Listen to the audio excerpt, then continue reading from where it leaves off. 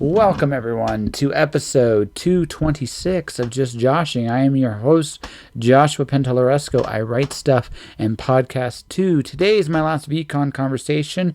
It is with the fourth member of the Pulp Musketeers. Now, you may not know her. Jessica Fabrizius is very behind the scenes. She slush editor, assistant editor to the three Pulp ladies, Jess Landels, Muskateers, Susan Peters. She does a lot of the stuff there when I have a chance to talk to her in this episode, which is a cool way to close out my VCon experience. So I finally updated my YouTube channel, Joshua Penteleresco. There are 10 conversations that were not up there before. All my conversations with Adam Drees are up there now, as are Sweet and Sultry Summers now. That's its home. Some of my stuff like John Maven, Susan Peters is now there. Mika DeLuey's there. All in all, I just basically upgraded the archives. Now there's over 100 episodes for you to listen to at Joshua Penteleresco. Beyond that, this week is all about Al Zero for me. It's done. I got the last piece of what I need. So what's left for me now is simply putting all the pieces together and making an ebook. I've never made an ebook before, but I have done HTML before. So I think this will be a fun week of experimentation. Stay tuned. I am probably not leaving my computer until the weekend. Ugh. But anyways, I digress. Let's get to our conversation, shall we? So the recorder is on. If you have anything incriminating you'd like to say, make it good. I'll save that for the end. You'll say that to the end of the journey, okay. So how are you this morning? How am I? How are you, yes. Okay, yeah, I'm here. You're here? I'm awake. Mostly? Okay. How was your con? It's been good, yeah. I've met a lot of interesting people, actually. Yourself included. I was going to ask, how am I in the interesting compartment there? I hope I'm a good interesting. No, of course. Yes. I wouldn't mention it if it was a bad interesting. I met some interesting people. What do you mean by that? Listen, out the corner of Robson and Maine, no, just don't go there. Like, there's that's good advice, just in general. Yes. It generally is, but I generally find, like, interesting is such a very, very, vague term. It's all relative. Yeah, it's all relative. So, but in your case, you seem to be enjoying the moments and stuff like that, and you are unofficially the fourth musketeer of the pulp literature. That's right. Yeah. You're like the fifth Beatle. You're there. As long as I get to be included, I feel special. Yeah, that's right. You are. So, how'd you get into the we'll start with this. How'd you get into the magazine? Yes. Okay. So, I was doing my master's in publishing, and part of the program requirement was to have an internship. They claimed that they would help you get an internship. That wasn't the case. So I spread my net and caught Pulp. And it was good. It was fortuitous, actually. They're a good crew. They are a very good crew. Jen is, and if she ever does listen to this, I don't know if she ever actually listens to the podcast or not. No, she's very much a jack of all trades. She's very hands-on. She works her ass off. Right? I don't know if she fully. I still think to this day I'm not sure she fully knew what she signed up for when her, Mel, and Susan and Guy decided, let's just do this. Yeah. There's a lot of ins and outs that you aren't aware of necessarily. Absolutely. Well, it's any endeavor, right? You go into an endeavor and you don't expect everything that comes with it. Like in my case, when I did this podcast, I never anticipated I would learn so much good, bad, and I have a category in my head now of things I know that I have no use for, right? And I'm like, there's no useful reason why I know this, I just do, and it's like, how did this happen? That's how life goes. Yeah, so that's me. I imagine with you, well, I imagine, I'm not sure. Did you get thrown into the deep end right away, or were they very gentle with breaking you in? Well, they were quite kind. I think given that I was getting my master's in publishing, that comes with certain expectations, which I could not fulfill. I won't badmouth the program, but it did not prepare me. Let's just say that. That's fair. Actually, very accurate. Yeah. So they were understanding, and they were very helpful, good mentors. Yes. I'm very grateful for. I wasn't thrown in the deep end. Yes. They taught me how to swim first. So I'm going to be really evil. I'm going to be evil. 1 calorie cola evil. So, Okay. So, what is one thing you learned from each of them so far? Well, from Jen, I've learned that you have to be tenacious. You have to know what you want and go for it. That's what she does every day, whatever she's doing. It's 110% from her all the time. From Mel is very flexible. She's very fluid, goes with the flow. I think it's important to have that dynamic in the group as well. She rolls with the punches. What other folksy sayings can I? And from Sue brings kind of the. You wouldn't think it looking at Sue, but she's kind of the devil's advocate. I could see that actually. I've interviewed Sue, so I could see that. She's quiet, she's sweet, and she's demure, but she's also has a very, very keen mind. Yes. She has a very keen mind. She's of the 3 of them, probably and I mean this like with all due respect, the least likely to take a risk, right? But she's calculating. No. That's the thing. That's the flip side. Jen would be like, let's jump. Mel would be like, okay, let's just jump, whatever. And Susan would be like, wait, let's think about this. It's like, okay, let's jump. What did you do? I grabbed a parachute.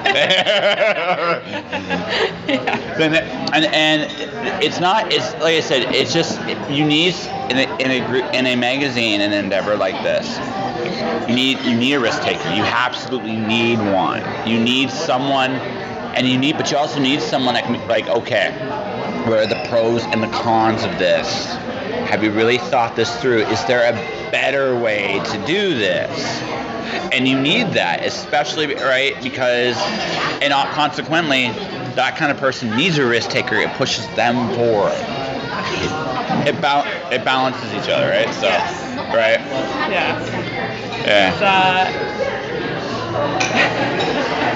It keeps the pyramid, you know? Yeah. You're smiling. Did I read this right, or did I? It feels accurate, yeah. Yeah, it feels accurate. Yeah. I don't have any qualms with it. Fair enough. So, why publishing? Why publishing? I get asked that a lot. Yep, don't worry. I'll ask you something you haven't been asked yet. Okay. But we'll start with the beginning. Sure. So, why publishing? Well, when I was, my undergrad was as an English major, right? So everybody asks you, why English major? Are you going to teach? And I have taught, and I don't like it. So that was, I was just like, no. Well, what are you going to do? I was like, I don't know. We'll see. So in the course... You're talking over instead of milk. Oh, yes. Like that? That's good. Okay. Yeah, thank you. So, where was it? You're in the publishing, you weren't going to teach, you were looking for something. Yes, so once I finished my undergrad, I went to Japan and I did the whole teach English for a while, and then I came back here and I got one of those like regular daytime jobs, and somehow they skipped over the part of my resume that mentioned I had a degree in English. And so it was months before they realized that I was proficient at the English language. So once they realized that, I started getting everything, and like emails, people's books, marketing. So I was the copy editor, and I never thought copy editing as a job. I never even considered editing as a job, and I was like, oh, this is actually enjoyable, and it puts my degree to use. What can I do that incorporates that? Because I didn't want to stay at that company. I somehow, the impression I get, just how you're describing it, is worked like a dog. Yeah. Among other things. Yeah. I'm just saying that. That was the impression you put in my head there. I heard that. It's like, okay. Yeah. Yeah. It wasn't my permanent home. No. And we won't name the company just because, Yes. Yeah. So, I started looking into degree programs out there. If anybody out there is looking for publishing programs, I suggest you be very, very careful. A lot of, not even, publishing isn't the only field that does this, obviously, but a lot of colleges are intentionally or unintentionally scamming people. It's just how it's structured now. There's a whole thing you could get into about that, but I didn't know enough then. Unfortunately, I have the experience now. So I enrolled in a degree master's program, and I finished it, and it kind of disillusioned me. I went into it with these grand plans, I'll be an editor in New York working for Tor, and I quickly learned that that's not how that works. And that I was going to have to find something realistic for myself, and I'd have to figure out what that was for myself. Okay. I'm happy to say that I found Pulp and that I feel really happy where I am right now. I genuinely enjoy what I do with them. It's not what I thought it was going to be, when I got into it. No, it never is. Yeah. I'm really torn which way I want to go with this with you. So I think we're going to start with the generalized statement, what I've learned in my limited time on this planet. I have learned that you get more of an education doing stuff than you ever did in the classroom. That doesn't mean I don't dislike a classroom. There are situations where I feel classrooms are very, very, very fun. Like I got taught by, I'm a big comic book guy. So I am going to a Scott McCloud taught comic book drawing class. Now, I'm not an artist. I am so not an artist. But I took it because I wanted to get a better understanding of what an artist grasps when you're doing a comic script. It just makes me a better writer, even though let's be perfectly honest. I'm never going to draw for a living. That's just the way it is. To be perfectly honest. But it was a good lesson. Like that classroom experience was really good. And honestly, Scott McCloud, and if I would love to have him on the podcast, I'd say again. But shout out. But no, he was an excellent teacher. Like honestly, he was an excellent teacher, and there is definitely value in that. But when I decided to to do books, I became very hands-on, and now when I learn anything, I just go very hands-on. It's just I find that you learn a lot more that way, right? Failure is a great teacher. Yes, I agree with that. Yeah, failure is a great teacher. Yeah. You hate failure sometimes, but it's a great teacher. Yes. Right? And so it's kind of one of those situations there where it's just like, I feel like for you, you're learning more now than you ever did. Yeah, no, of course. I agree with your statement that experience is the best teacher, but experience, colleges can't get money from you with that, right? They get money from classes and from textbooks, and there's no money to be made from their standpoint from you getting experience. It depends on the college. That's I for would- sure. it A depends on- legitimate program, I'm totally fine with, but there are enough programs out there right now that you do have to research and be careful. Oh, absolutely. No, you definitely should do your due diligence, and a lot of people just go into. Look, people get caught off on this piece of paper that says you can do something. Right. What I've often learned is that if you have a piece of paper, I actually am worried. Right. I have a piece of paper that says I can do this. No. I don't judge people by that. I judge people by what I see them doing. I Right? think that's the best way to Yeah. That's how it somebody's experience. well, even just to engage somebody, like, I can respect an attempt. Like, it doesn't matter how good, how professional, whatever that word actually means, it appears.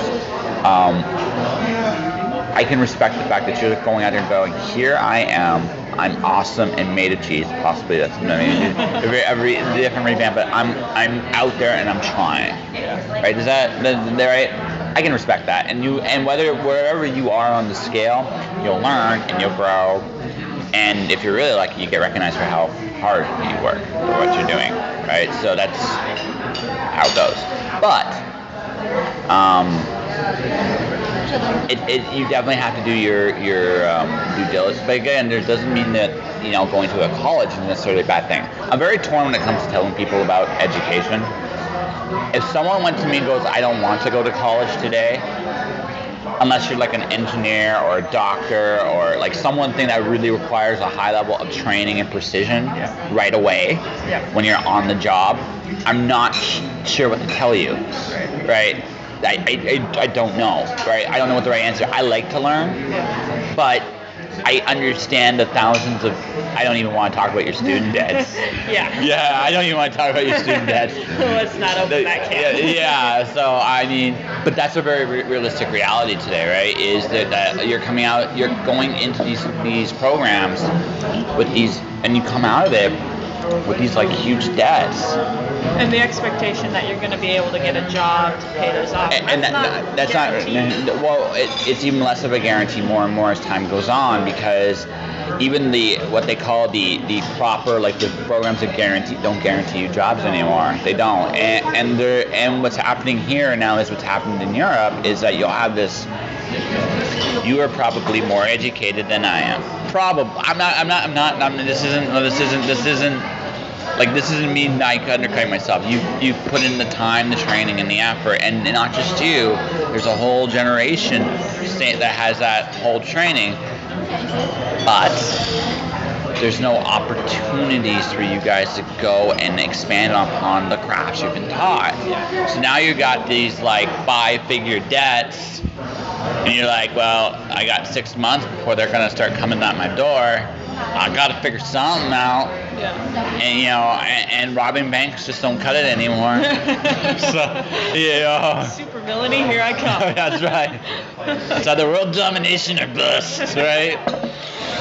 Right. But I mean, that's the reality today. And so so if someone goes to me, I don't want to go through that reality, I can't blame them, right? It's just, I understand. So that's one end. The other end, and we're gonna get a little tricky on you here. Okay. What's realistic? What is realistic? Yeah, I'm curious how you define that. Well,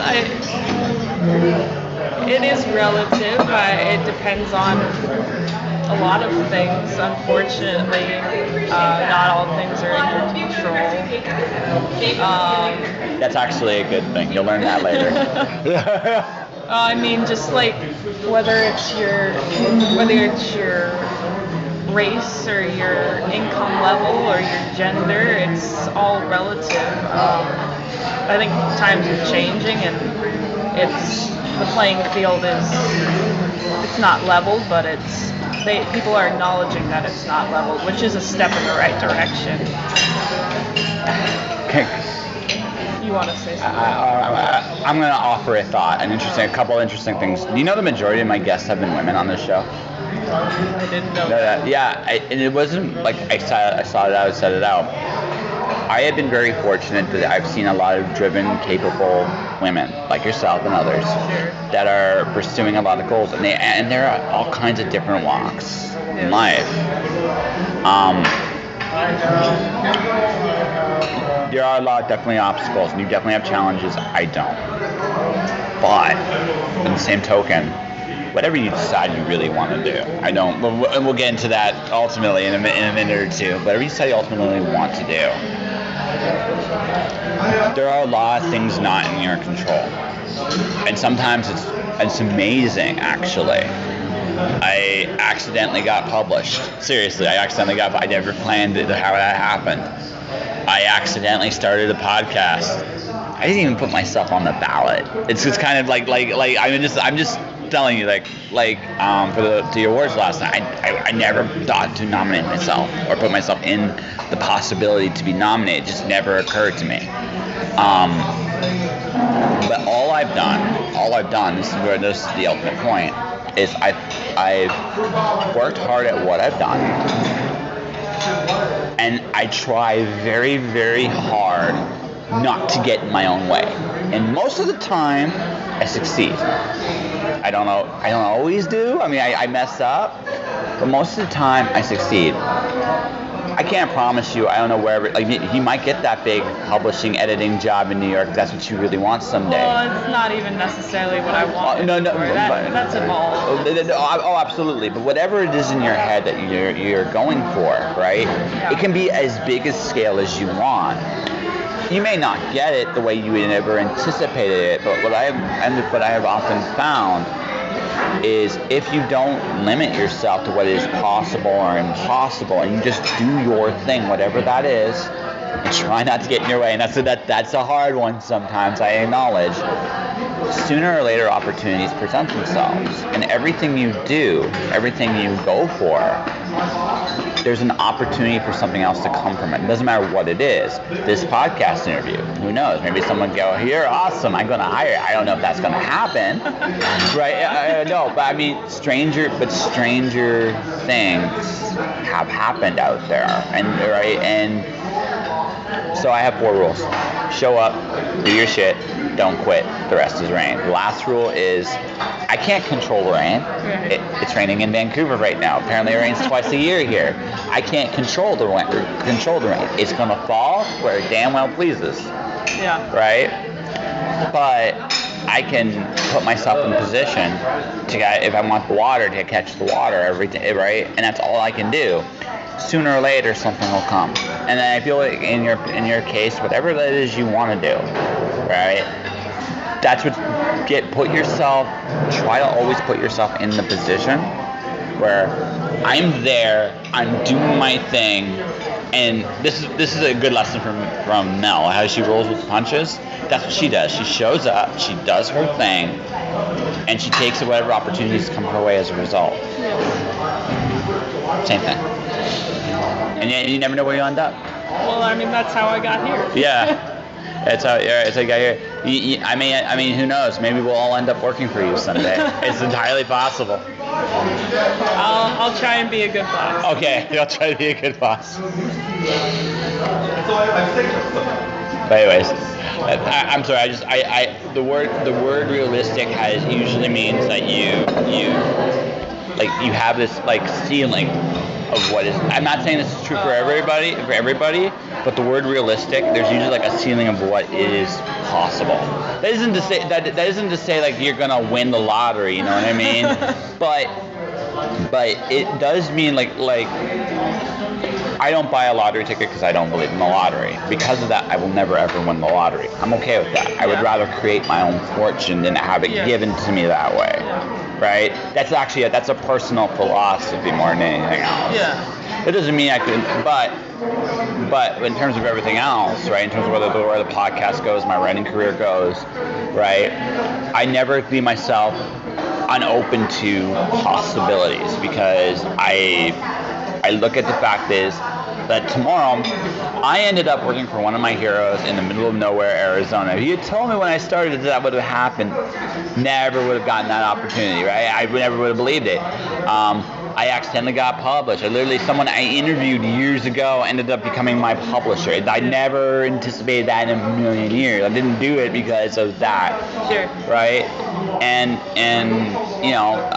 apparently because I'm very good at opening my mouth and talking about and building people up, people recognized me for that last night.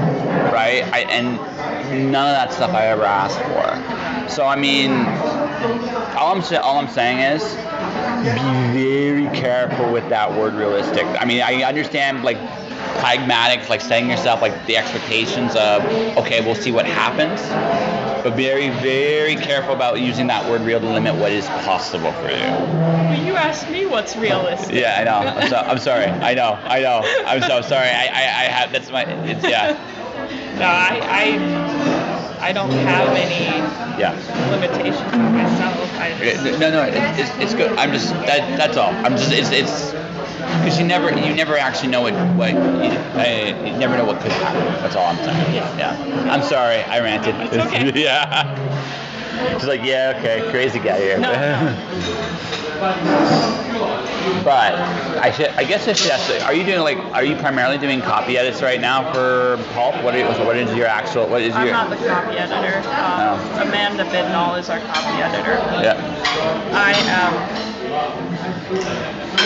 assistant editor. Just means I wear whatever hat they need me to wear. So you're a jack of all trades. Kinda, yeah. Okay. I'm a intern of all trades at this point. I haven't quite mastered any of it, but I am learning a bit of everything at this point. Yeah. I think it's a love-hate relationship, but I enjoy the slush pile. If you want to learn how to write, go through a slush pile. Yes. It's a very good teacher. Like I said, I have this, like I told you earlier, I have this file of things that I have useful information I can't do with. Some of the stories I've read in my own. It's in that pile. You don't ever quite forget the really bad ones, but you never forget the really good like gems you find too. That's true. Yeah. Yeah, they'll stick with you, good or bad. Yeah, the worst ones are the ones that you have no feeling for whatsoever. They're like, yo, I can horror. Some of them have inspired horror in me. Werewolf incest porn. That's hot. what I'm gonna say. Hot.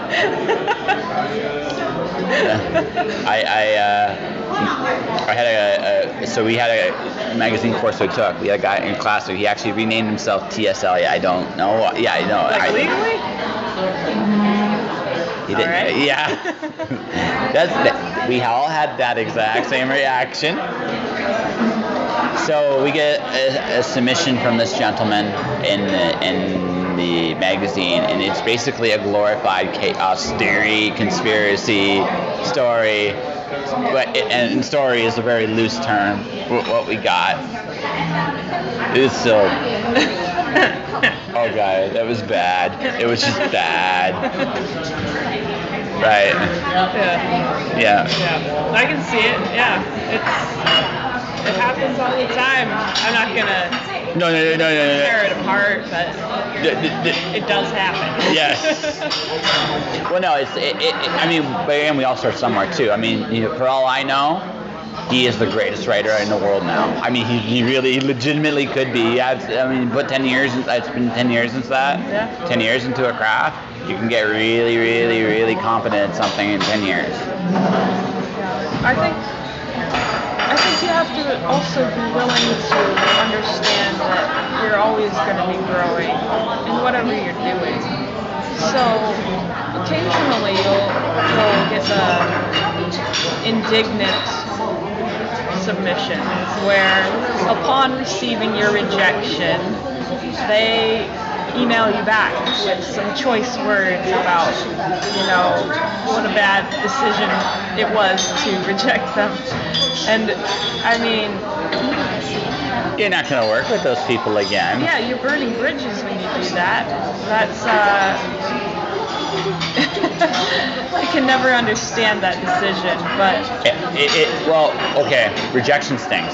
It does sting. it's not wrong, but No. But so there's this moment sometimes when you have your editor come back and they give you your manuscript, and they've got these like lots of red notes there, and some of those red notes are really they're really painful. They're right. yes. Which makes it even worse. Yeah. But they're really painful in that moment. Now, I'm not saying, I've learned this the hard way myself, not to a magazine, but to don't respond right away. You just go like this, like just let that out that way, and then go, okay. I think I'm over it. I might still have a little few tears in my eyes when I'm going through it now, but I mean, I'll be okay. George R. R. Martin has a story about how Harlan Ellison ripped his story apart to pieces, just ripped it to pieces. He was angry and frustrated, and he was teary-eyed, but he was right. That was the worst part. He was absolutely right. So I mean, that's part of the gig, and it's part of. I mean, we are in the rejection business. Yes. Well, and it's a good way to get a harder skin and learn how to accept. It's not necessarily intended to be hurtful. It is. It never. No. It never is intended to be hurtful, and that's something that a lot of people when they start don't realize. It's not. I submit something to Pulp tomorrow. It's right now a no, regardless, because you haven't read it, you haven't seen it. It's definitively a no. Right. You read it. I put tears in your eyes because of how terrible it is. right. You're in tears. Like this was painful. Okay, dear podcast. No, just no.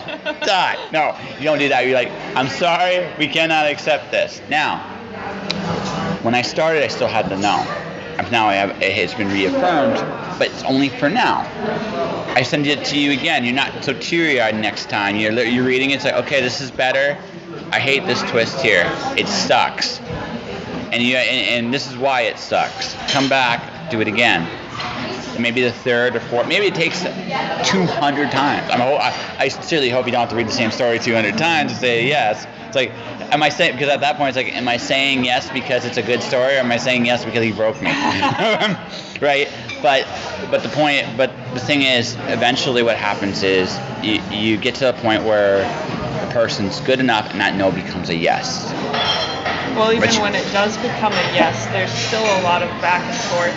Yeah, absolutely. There's things that we would like to see changed, or there's a lot of negotiation that goes on, even when it is, I wouldn't say it's a hard yes, a soft yes. Yeah. And working on it even more. Like, the critiques don't stop ever. once you get a yes. No, they don't. And the other thing too, but that's the big thing. That's the reason why you're burning bridges. Because if you're gonna be rejecting a no and getting really angry, well, the painful stuff is when it's yes. That's actually the really painful stuff. It's like, you've succeeded, now what? Well, not only just that, it's like you succeeded, but no, this part right here, it's terrible. But now that we actually are saying yes, we're going to give it the time we need to sculpt this good. Yeah. And at the end, you're like, what happened? I'm bleeding. I fell down the stairs. What happened? It's good now. Is it good? Yes. Yes. Right? Yeah. Well, I think I've entertained you, at least with this interview, for sure. Yes. Yes. Congratulations. Yes. But no, I mean, but that's a big part. Like, your job is to go find the gems, and I'm assuming you want to do more with the magazine at some point. Yes. Yes. Yeah. I've been with them for a year now. When I started, I was just a lowly intern, and now I'm assistant editor. That's right. It's good. I like having made that climb. Hey, congratulations. And when I started, it was the slush pile. That was my big duty, was to get through the slush pile. Now I've branched into other things, and I still go back to the slush pile every once in a while. Yes. All hands on deck when that happens. So just out of curiosity, do you sometimes say 4 and 5 little words reading some of the stuff you read, or sometimes it's like, yes, this is great, and you're like, oh man, yeah. Or is it more now at this point, because now you're more part of the team? It's more like now it's more of a rotation again. Like everybody kind of takes their turns again. Yeah, when I started, it was mostly just me doing the first reads. So I would go through, and I was still, it was my first time with the slush pile, so I hadn't gotten a feel for how to efficiently go through a slush pile. So I would take my time with a lot of it, and I've learned now that you can figure out what it scores in the first page, if not the first paragraph. The first page is all you really need to get a feel of whether or not it's going to be a yes or a no, right? Yep. So that was all me. I did all the first reads. At this point now, we have it, we split it up. So depending on how many we get, we usually get around 500 each submission window or more. It's been up in the 800s before. Oh yeah, I know. And so we'll, I'll do 100, you do 100, you do 100, and then we'll filter the yeses and the nos. And the yeses are yeses for a second read. So even if you do pass the slush pile, it's filtered, right? It's a tournament. All right. Yeah. I might like it, but you know what? Yeah. She might not. The senior editor is going to give it a second read. Yeah, that's right. Yeah. Right. And if you make her cry, it's a no. It's all good. Yeah. I think we have a proper interview. But it occurred to me, we met. I don't know your full name.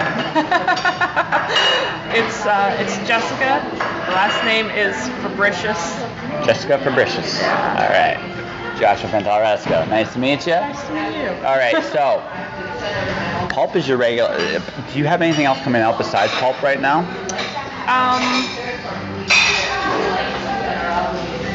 Like for me personally? Yeah. And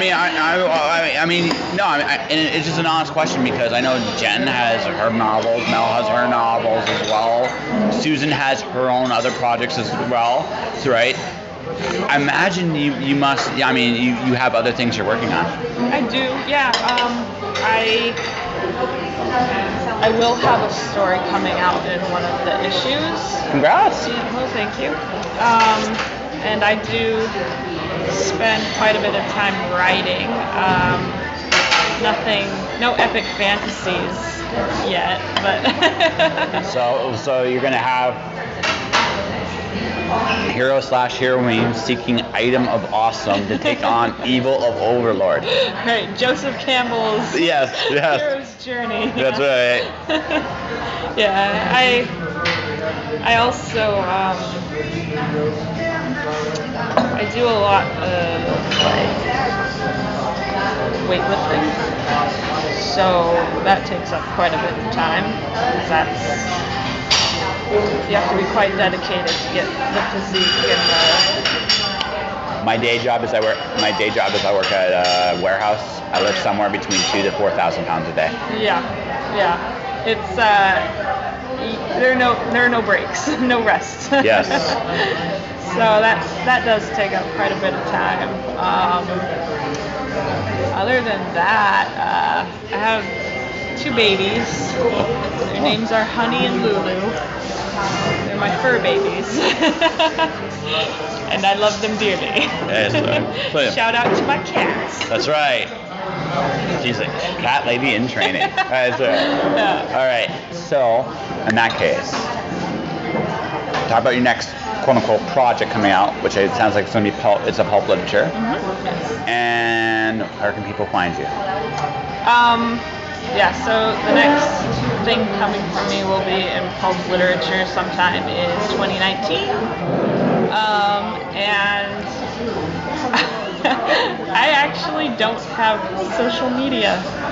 Interesting. Yeah, I've unplugged myself from it. I used to, and I'm sure you've heard of the depression that comes from being so ingrained in social media these days. I was feeling it a few years ago. I didn't have a name for it, but I just knew that I felt toxic when I was it can be a very toxic thing, right? Yeah. In my case, I talk about Bailey's and ice cream.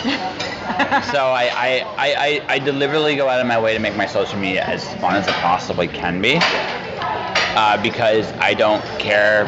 Like, politically, I'm an atheist, right?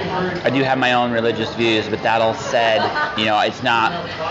If you want to toss me, I'll tell you, right? I'm not gonna. Rastafarian, right? Totally. Yeah, I'm on. All about it, I'm on. And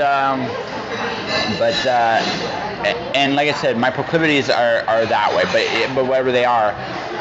But my job, I look at it like this. I am I guess I am a public figure now. Mm-hmm. So, dear God, I'm a public figure. Anyways,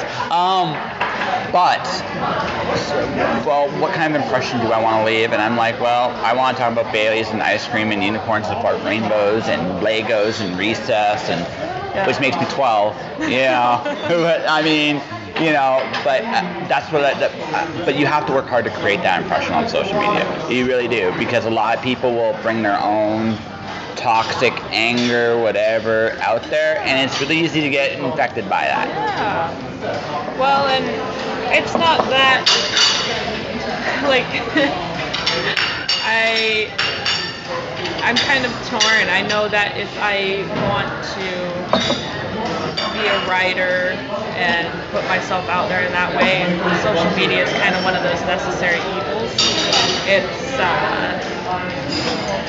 like it is and it isn't. Connecting with the community. Mm-hmm. No, it's a lot easier with social media for sure. Yeah. That's kind of where everybody's at these days. Resistance is futile. That's my dad's calling. I told him I won the award. I told him I won the award. No, it's all good. We got to finish the interview. He can wait. So good. Are you if I just let congratulations and things like that come, I'll never get anything done. It's been that kind of day, so I mean. Well, it's good. Yeah. It's gotta feel good though. Oh, it does. It still feels surreal. Like I have a box with an Aurora Award with my name on it. I mean, seriously, it's like, wow, right? Never would have thought that, right? When you started, 10 years ago, was it? Well, no, I've done this podcast for 3 years. 3 years, okay. I've been interviewing people for 15 years. I never in my wildest dreams thought that making a complete ass of myself with total strangers was getting me an award. Yeah. But it goes to show. It just goes to show I'm really good at it or I'm really bad at it. I'm not sure which way to go on that, but here we are. But no. So keep doing. I guess I'm going to give you another pep talk to wrap this interview up, which is this: just keep doing what you're doing. Let your work. If you want to minimize your social media involvement, let your work be out there. Let it speak for itself, by and large. But the other thing you got to do, if you must go back on social media, if you do feel like you must do it, so focus on epic fantasy. Focus on your interest. Because if you focus on your interest, you won't get all the negative connotations a lot of certain other things get, but you don't want that. And the people that do stick around, they're gonna be your kind of people anyway. I'm just saying, like, that's. So, like, I talk about Bailey's, ice cream, Legos, and comic books. I love comics, and I make a complete ass of myself, and I talk about, like, my real life, like I know what I'm doing, when I really don't. And it seems to work. When an old high school buddy goes, "You're like the most positive social media thing I've seen," I'm like, but again, it's that's what you work for. Yeah, exactly. Yeah, and so treat social media like a building project. What do you want? Like, what kind of dollhouse do you want, or what kind of you don't seem like a doll type. No. What kind of castle do you want to build? I think that I do see you with a castle or a pirate ship. I'm not sure which one. Probably castle. Yeah, I wanted to be a medievalist when I was undergrad. Okay, so we'll go with castle. So you're building your castle, but your castle is a metaphoric castle. So if you know what sucks you in, you avoid those things like the plague. Oh, look, politics. Nope. Oh, look, religious discussions. Nope. Right? Right? Not for me. Yeah, but again, and oh, look, they're being douchebag. No. Right? But it's just that wisdom to knowing when to back off. Comes with practice. You care about the world, but it's a good thing. But anyway. Thank you. You're welcome. And thank you. I'm gonna set the recorder off now. Is that all right? Yeah. And that was my conversation with Jess. Check out issues of Pulp Literature. Her hands are on it, especially these last few ones. She's definitely been more involved. Still kind of feel bad I overrode that one spot there, so sorry about that, Jess. But I wish you nothing but continued success with yourself and with Pulp Literature. And Pulp is a great magazine. You guys should definitely check it out. Subscribe to it. It's a great book. It is definitely worth what it costs for it. It's one of the better books in short literature.